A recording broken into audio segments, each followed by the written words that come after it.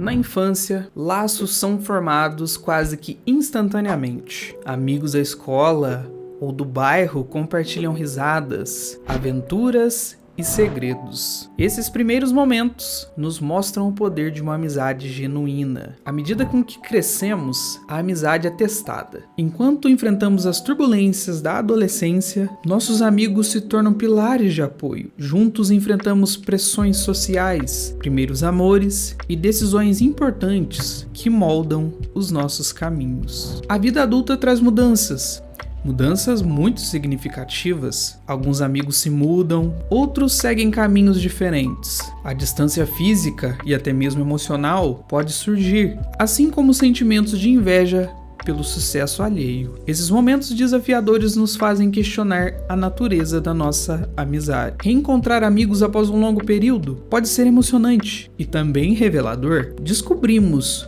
como cada um evoluiu e superou os obstáculos. Compartilhamos histórias, triunfos e fracassos. Percebemos que todos têm suas batalhas invisíveis. Conflitos são inevitáveis, e isso em qualquer relacionamento. Amigos podem discordar, sentir inveja e até mesmo se magoar. Porém, enfrentar esses conflitos de maneira aberta e honesta fortalece os laços e nos ensina a valorizar a perspectiva do outro. Às vezes, a vida nos leva por muitos caminhos distintos e despedidas são muito difíceis, mas são oportunidades para demonstrar a gratidão e amor pelos amigos que nos acompanham por trechos significativos da nossa jornada. Olhando para trás, entendemos como a amizade moldou nossas vidas. As risadas compartilhadas, as lágrimas derramadas e os momentos inesquecíveis que nos lembram da importância de ter amigos ao nosso lado. O tempo nos ensina que, apesar das mudanças e desafios, a verdadeira amizade perdura. Através das estações da vida, nossos amigos são um constante lembrete de que não estamos sozinhos. E vamos lá. E esse foi até onde eu escrevi. Isso é um trecho de um roteiro muito extenso que eu comecei a escrever e eu simplesmente não terminei porque eu fiquei muito cansado. Eu tô exausto, eu tô mentalmente cansado. Mas em vez de só engavetar esse roteiro ou sei lá, né, talvez utilizar em alguma outra oportunidade, eu resolvi deixar do jeito que tá mesmo e usar ele como essa introdução para esse vídeo, porque ultimamente tem acontecido bastante coisa, né, a internet tá meio caótica, várias tretas, muitos exposits. Eu vou aproveitar dessa pauta para já falar algumas coisas, né, algumas reflexões, sem roteiro nenhum mesmo, só pontuar algumas coisas, fazer algumas reflexões. Eu tenho vários roteiros aqui prontos, tem vídeos já gravados que eu tenho que editar. Tem um vídeo muito bacana que eu tô fazendo sobre a explosão do YouTube no Brasil. Esse vídeo tá ficando muito bacana e muito complexo, só que ele tá dando muito trabalho para editar. Eu acabei escolhendo ir por esse caminho, né, de vídeos mais editados e tal, mas enfim, né. Primeira coisa que eu quero falar é sobre esse caso do Abelha aí, né. Isso me fez refletir sobre muita coisa.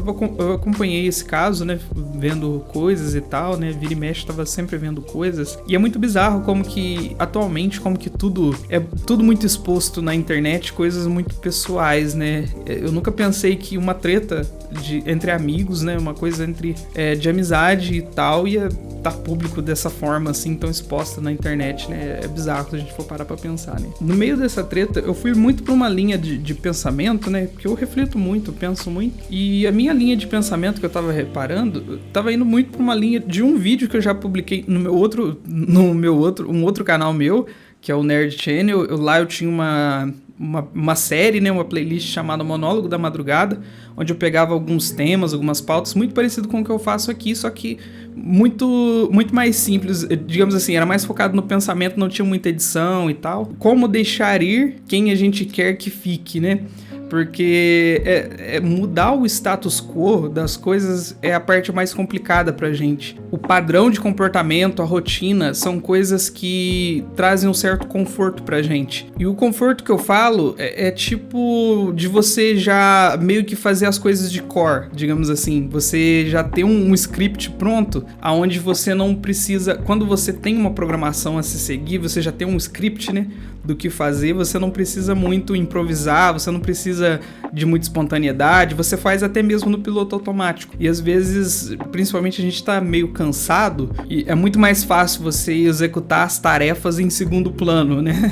Então, quando tem essa quebra desse padrão, né, de rotina e tal, é muito comum a gente causar essa estranheza na gente. O ser humano, na verdade, ele gosta de ter o controle das coisas. E controle que eu falo não é sobre dominação, não. Controle que eu falo é você ter um planejamento, você saber o que fazer, né? Você saber como agir, né? E quando as coisas saem desse padrão, né, de você meio que perder o controle das coisas, isso causa um desconforto, né? E isso em várias...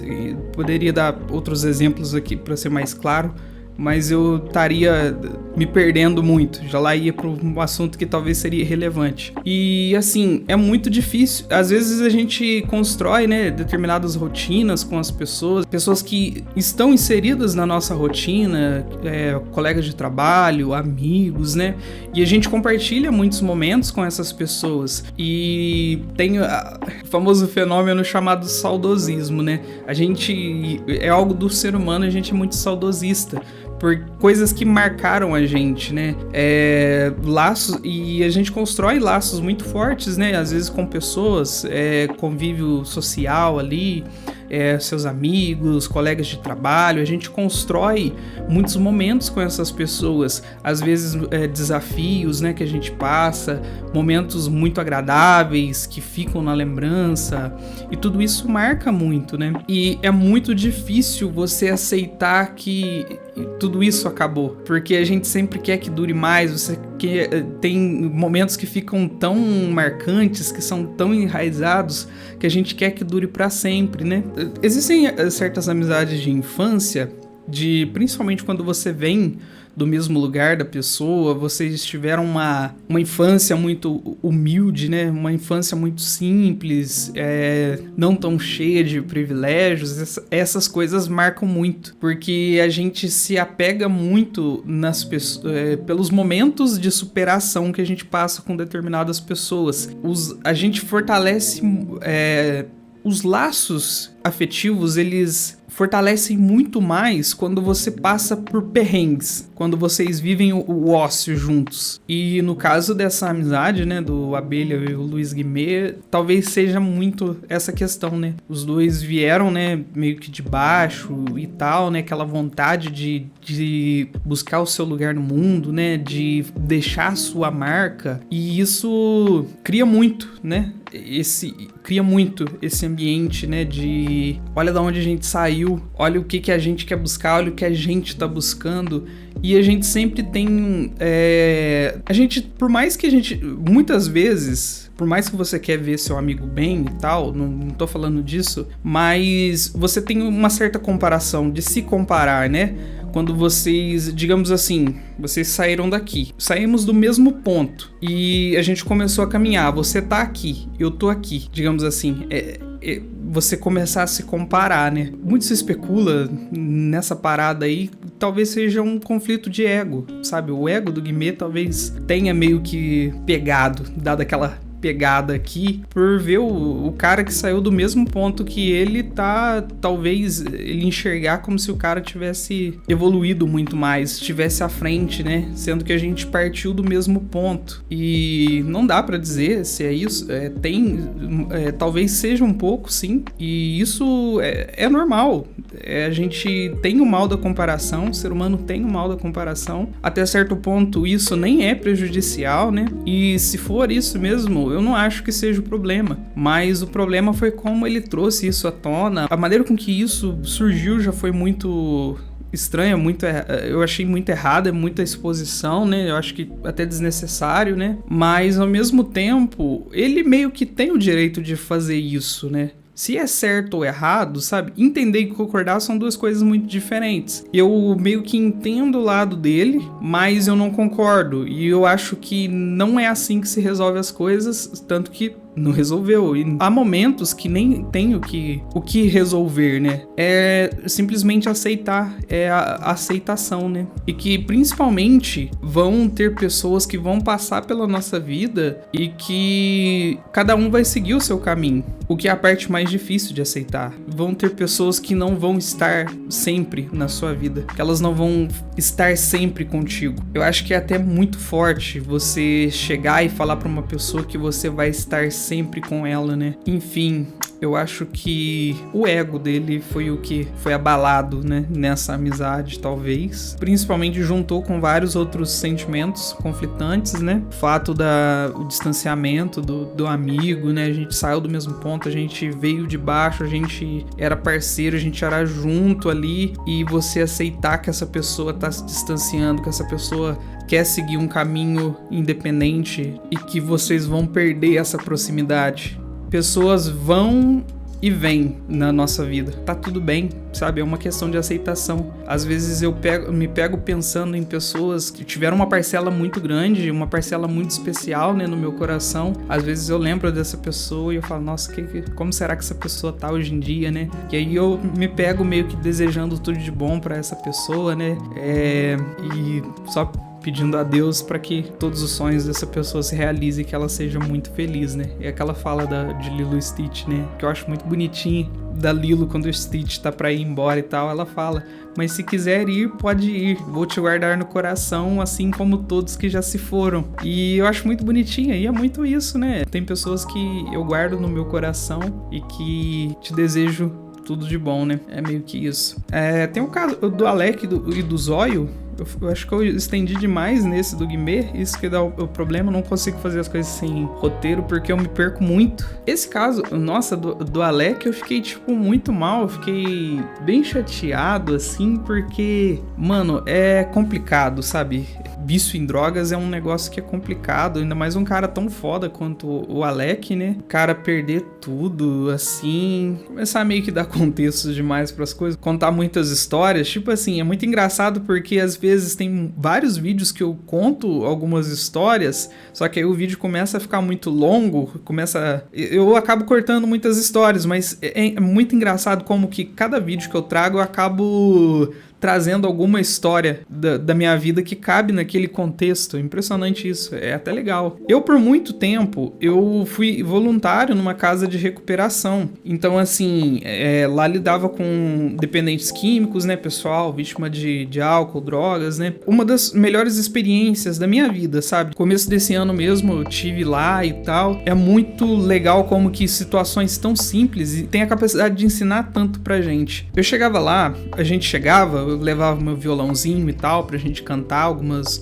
as músicas e tal, o pessoal lia a palavra pra eles, né? E eles recebiam a gente de um jeito, tipo, eu até chego a me emocionar, quando eu falo, eu chego a me emocionar, eu até arrepiei aqui agora, porque eles tinham uma gratidão tão grande, sabe?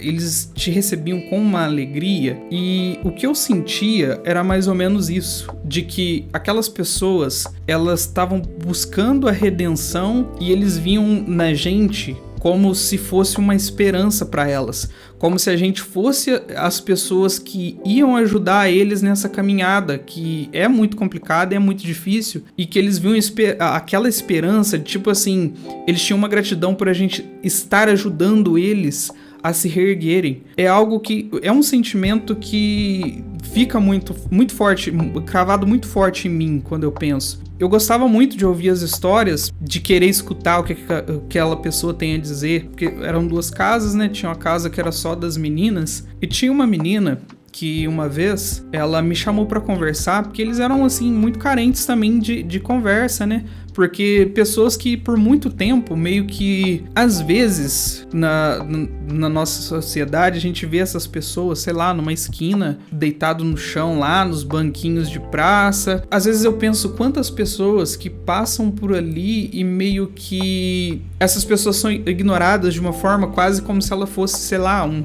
cachorro de rua, um animal, sabe? E muitos tinham esses relatos, né, de que, tipo assim, era tratado como se nem fosse gente. É muito pesado, é muito forte falar isso, mas isso às vezes fica tão corriqueiro ali, já tá tão enraizado às vezes na nossa sociedade que isso passa despercebido, de fato. Aqui na rodoviária da minha cidade mesmo, nossa, fica cheio lá, fica um montão lá, assim, deitados no chão lá, em algum local, junto com os cachorros. E quantas pessoas que às vezes só passam por ali e só ignoram essas pessoas, quase como se não fosse gente. É pesado isso. E então, eles eram muito carentes, né, de querer conversar e tal, alguém que simplesmente ouvisse a história deles, a história de vidas. E às vezes eram histórias de vidas, assim, muito comoventes. E teve essa menina, uma das meninas que me chamou pra conversar, né, num horário de intervalo. E aí eu sentei pra ouvir a história dela. Eu me senti, assim, muito tocado pela história dela, porque muitos dos problemas, eu sofria de alguns transtornos, né, e tal, e ela teve uma falta de estrutura familiar muito grande, teve os assuntos muito pesados, de abuso, então, assim, realmente muito pesada a história, só que, ao mesmo tempo, muitas das questões, muitos problemas que ela relatou ali, eu mapeei aquilo na minha vida. E era quase como se eu estivesse vendo uma versão alternativa de mim mesmo. É até meio tocante eu falar isso, porque muitos dos problemas que essa menina enfrentou, ela passou por algumas coisas que meio que se encaixou muito na minha vida, no meu contexto de vida também. E era quase como se eu estivesse vendo uma versão alternativa de mim. Porque às vezes às vezes a gente acaba jogando pra esse lado de que o meu objetivo aqui não é colocar a culpa ou só na droga, ou só na bebida, ou colocar a culpa só no sistema, ou colocar a culpa só na vítima. Eu acho que é todos esses fatores que acabam se agrupando e culminando nesse resultado de pessoas com histórias de vida assim muito fortes e que acabaram vendo nos entorpecentes uma forma de escapar da realidade. Quanto mais eles iam ignorando esse problema, escapando da realidade, o problema ia só aumentando e cada vez mais eles precisavam de uma dose maior para escapar dessa realidade dura, o que culminava nesse vício e a pessoa simplesmente trocar tudo. É que nem o Serginho Faotti, quando ele fez o vídeo, que ele é amigo pessoal do Zóio e do Alec, né? Ele falou a respeito disso, da pessoa trocar tudo pela droga. Nesses relatos dessas pessoas, era realmente isso, de chegar num ponto da pessoa realmente a vida dela ser aquilo, a vida dela ser a droga, ser o álcool, a pessoa simplesmente trocar tudo pra ela perdeu o sentido. Minhas experiências, nem mesmo com o álcool, porque eu ainda acho que ainda no nosso sistema ainda tem uma romantização do álcool ainda. Eu não vou ser a pessoa que vai problematizar isso aqui agora, mas que, na minha visão, eu ainda acho que ainda tem uma romantização muito grande do álcool e também das drogas, tal como qualquer outra droga tem. Porque, assim como qualquer outra droga, ele tem o poder de tirar tudo da pessoa. Meu pai foi assim. Meu pai... Eu não tive convívio com meu pai, mas assim... Era tipo assim, ou você larga de beber, ou você vai morrer. E ele só aceitou que ia morrer, e não deu outro. Perdi meu pai, perdi tios pro álcool, perdi meu avô pro álcool. E todas as minhas experiências com o álcool não foram experiências nem um pouco agradáveis. Eu sei que por esse histórico, né, de desgraça acontecendo com o álcool na vida dos meus entes queridos, da minha família, das pessoas à minha volta, eu sei que isso molda a minha visão pra não enxergar o álcool como uma coisa boa, e eu reconheço isso, mas ao mesmo tempo isso meio que me faz enxergar não sei, talvez ter um pouco mais de conscientização, porque quando você junta um sistema, problemas sociais, pessoas com falta de estrutura familiar, estrutura,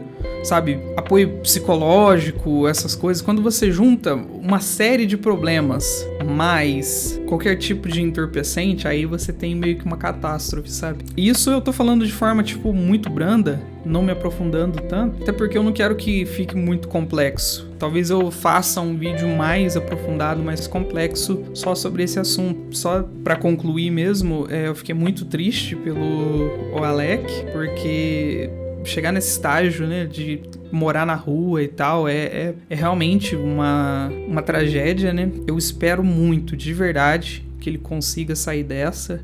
Eu sei que não é fácil, às vezes quem tá de fora, né, pode até achar, é só parar, sabe? É só ser persistente. Sim, isso também. É preciso ser forte, é preciso ter persistência. Só que é preciso muito apoio em cima disso também. Porque às vezes a pessoa até quer, só que você já lidar com um problema tão difícil, tão complexo, que é o vício, com a falta de estrutura, com a falta de apoio, aí fica complicado. É muito mais difícil. Eu espero de verdade, né? Eu sei que com certeza o Zóio deve estar tentando, com certeza, eu acredito muito que o Zóio deva sim ter tentado, né, ajudar das formas que ele pode.